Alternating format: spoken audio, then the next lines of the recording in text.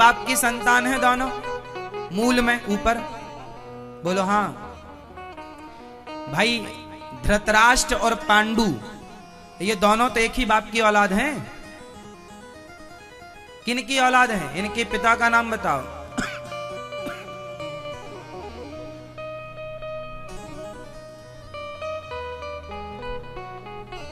व्यास जी, वेद व्यास जी।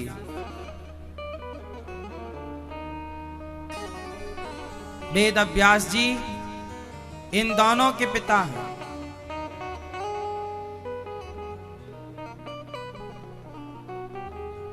व्यास जी किसके बेटा हैं? सत्यवती के।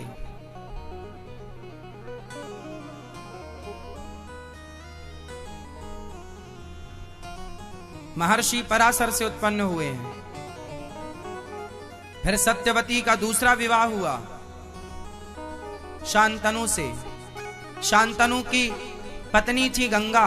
गंगा से भीष्म पितामह हो चुके थे, पर गंगा ने कहा था कि यदि मेरे तुमने रोका टोकी की तो मैं चली जाऊंगी। तो गंगा मैया ने जितने बच्चे पैदा हों सबको गंगा में डुबा दें।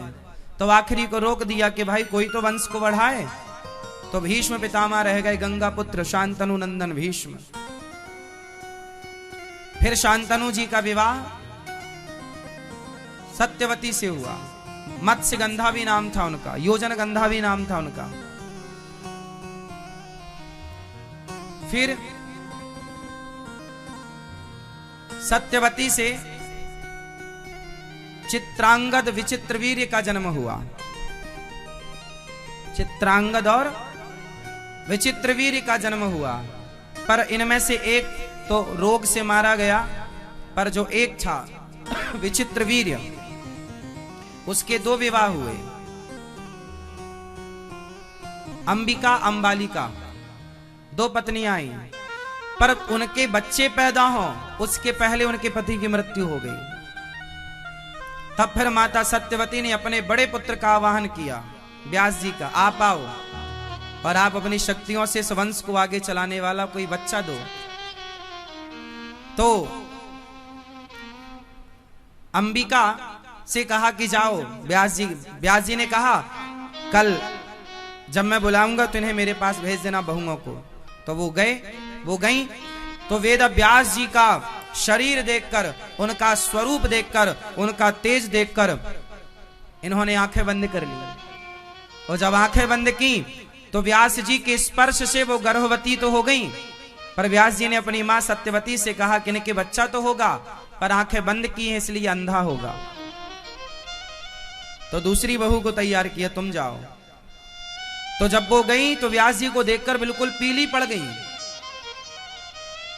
तो उन्हें बेटा तो होगा पर पीलिया रोग से ग्रसित होगा, पीलिया रोग को ग्रसित होगा, इसलिए उनका नाम पड़ा पांडु। पांडु रोग ही था, एक प्रकार का रोगी बच्चा था। पांडु रोगी थे, इसलिए उनकी। फिर तीसरे को भेजा। एक बार व्यास जी ने कहा अच्छा एक बार और भेजो। तो बहुएं डर गई, बोले नहीं हम तो नहीं जाएंगे। तो उसने अपनी दासी को भेज दिया। तो दासी मस्त, वो तो नाचती कूदती चली गई। और जब गई तो उस दासी से विदुर जी पैदा हुए। उस दासी से कौन पैदा हुए? विदुर जी। कौन हुए? विदुर। तो विदुर, पांडु और धृतराष्ट्र ये तीनों एक बाप के बेटे हैं। माताएं तीनों की अलग हैं, पर पिता एक है। तो पांडु के 5 पुत्र हुए। पांडु की 2 पत्नियां थी। पांडु की दोनों पत्नियों के नाम बताओ।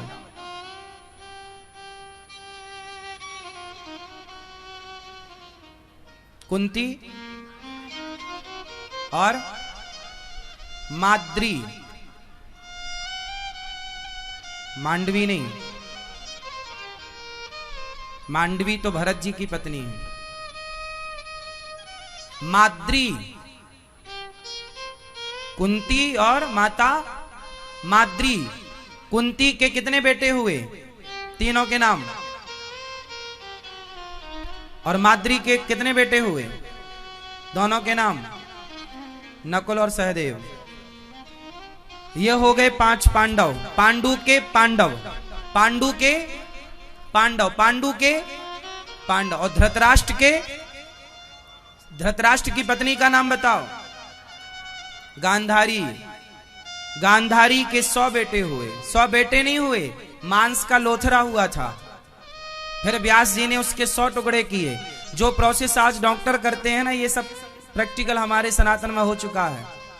100 घड़े बनाए, सब में एक एक टुकड़ा डाला, जमीन में रखा और उसकी सिकाई की। जैसे डॉक्टर आजकल स्त्री और पुरुष का मिश्रण ले लेते हैं और वो लेबोरेटरी में अपना सब कर लेते हैं, घड़े में बच्चा तैयार हो जाता है। ये सब प्रोसेस चल रहा है। साइंस इतना तरक्की कर गया, जो आज चल रहा कोई नया नहीं है, ये सब इसमें शोध हो चुका है पहले। तो ये जो 100 टुकड़े थे, एक टुकड़ा गांधारी का, उसे 100 भागों में डिवाइड किया व्यास जी ने, और फिर उसके 100 बच्चे पैदा हुए। तो सबसे बड़ा दुर्योधन है, सबसे पहले पैदा हुआ। पैदा होते ही गधे की तरह रहका, इसको मना किया कि ये अशुभ बच्चा है, मार दो इसे, फेंक दो। पर मोह पुत्र मोह धृतराष्ट्र का रखा, वही नाश किया उसने।